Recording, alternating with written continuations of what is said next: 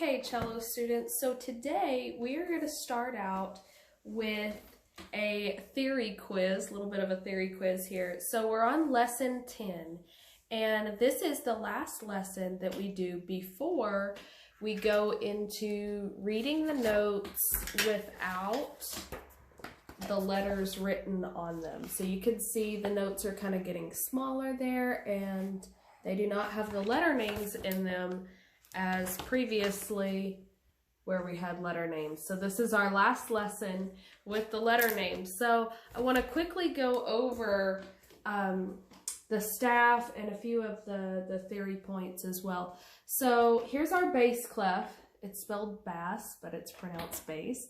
So this is the bass clef. This shows the set of notes that we play for bass instruments like the cello.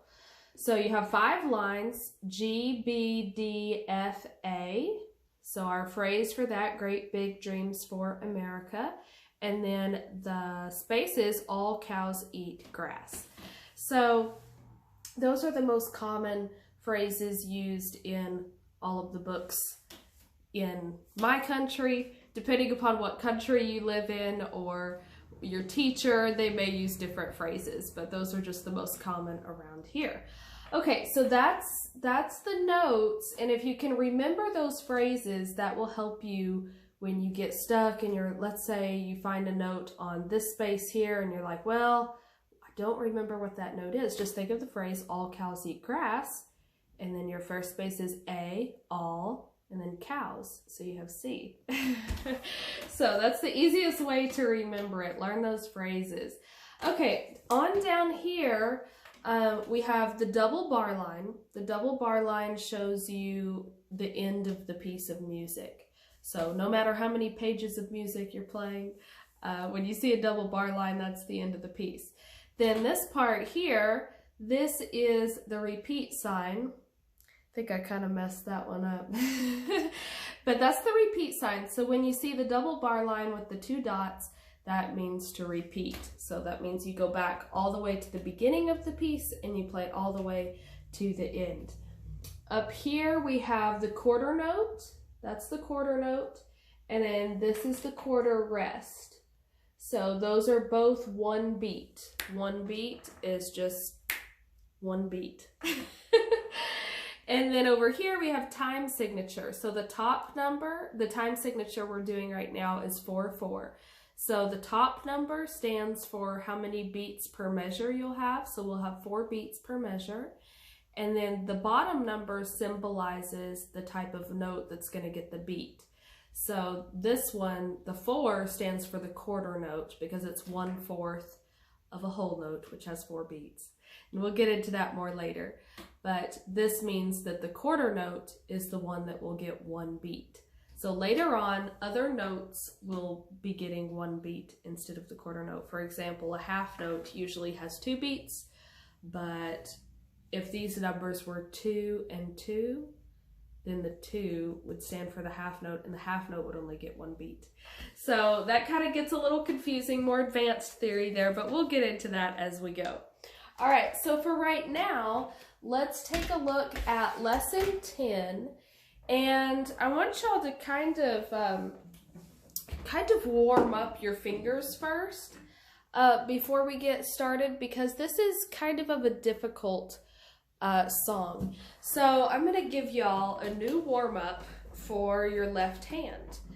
So previously I showed you the ones plucking and then holding and tapping. And as we held and tapped each finger, the one that was just tapped, we went ahead and lifted. Okay, so then eventually all fingers were off. So for this new one, we're going to take it to the next level. We're going to tap 3 times and then hold that finger back down. And then just lift the next finger and tap it. And that's going to be a lot harder for most of you. Okay, and then go over to the next string, same thing. So 1, 2, 3, press it down, next finger, 1, 2, 3, next finger, 1, 2, 3, 1, 2, 3. So the whole time, each finger is actually pressing down on the string against your cello. So that's the way you want to do that. All right, so moving into our song, you'll see a lot of long brackets on this song. So what that means is you'll hold down a note and you want to make sure your fingers are really square. If you can see that, you want to make a square with your finger there, or half a square. So all your fingers, if they stay like that, you won't be touching the string behind. You want the string behind your fingers to be able to sound even when pressing one string down. So here's how the song goes. I'll just play it first so you can kind of have an idea of what it's going to sound like, and then I'll help you kind of work through it. So starting on open D.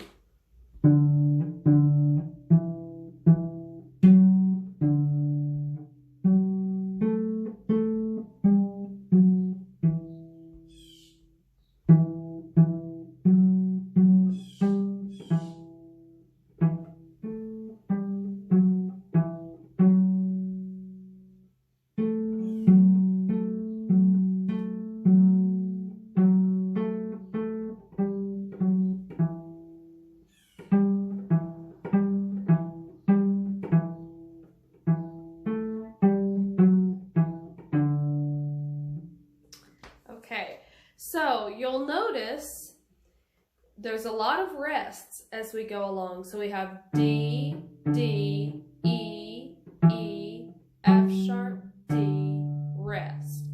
On the rest, after you stop the D, rest, that's where you put the F sharp fingers down. Then 3 rests, so you count. You have E, 1, 2, 3, 4.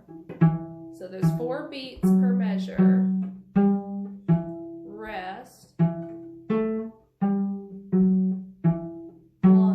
2, 3, 4. And then as you're playing back and forth here, you have open A, but F sharp is still down. And you can have 1 and 2, fingers 1 and 2, you can have those down as well to help finger 3. So you have A, F sharp, A, F sharp, A, F sharp, rest. 1, 2, 3, 4, and then back and forth from G, T, E. Rest. D, rest, rest, rest.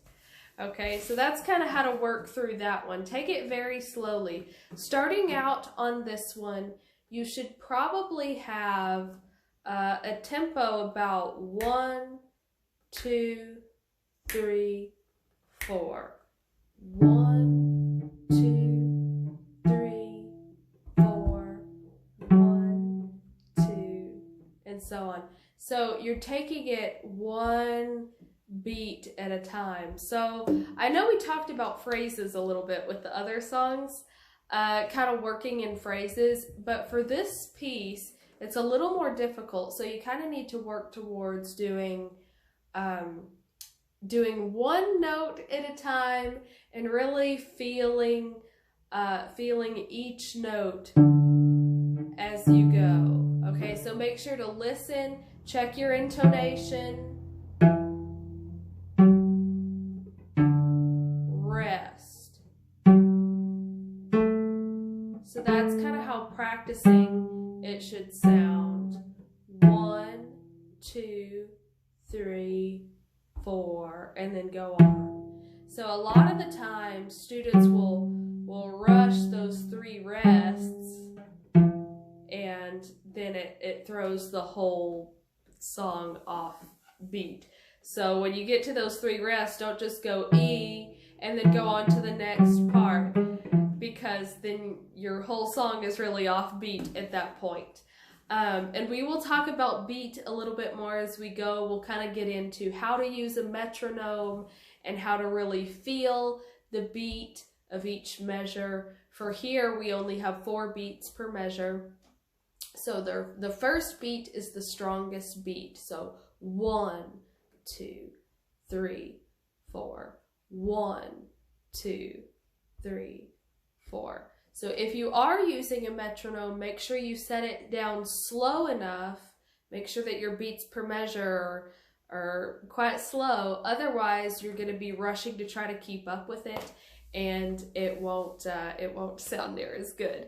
So y'all practice it slowly and carefully. So work on all the left hand warm-ups, and then work on tone study number 1. So remember, that is the long bows on open strings. I'll just give y'all a quick refresher of that. So you're just going to check your bow hold, make sure your bow hold is correct, okay? And then you're just going to do long bows, nice and slow. Keep your shoulder down and your arm nice and sloped downward. So not any of this.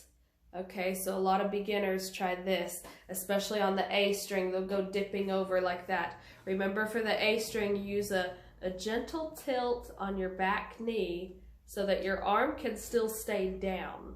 See, that's the A string position there. Nothing drastic. There's no need to do this. It'll just make you get heavy on there and have a crunchy sound. So keep that down and draw across. So I know y'all can't see the bow on the string, but most important part is that y'all see my shoulder right now anyway, because that's what we're talking about. So keep that shoulder down, keep the elbow nice and level, and you're gonna do long, slow bows all the way down and then all the way back up as well. So really focus on that tone study, and there will be more tone studies coming up as we go along. So y'all have fun with that. Practice, practice, because next lesson we will be using, in lesson 11, which is page 14, we will be kind of reviewing the D scale and how to read key signatures, a new thing there. So we'll be doing all of that without the notes written on the staff. So y'all get really comfortable with reading those notes on the staff. If you need to cover up you could get a black marker and color in the letter names on some of the songs you already know, and that'll be a good prep for getting ready for your next lesson. Okay, y'all have fun practicing. See you in the next lesson.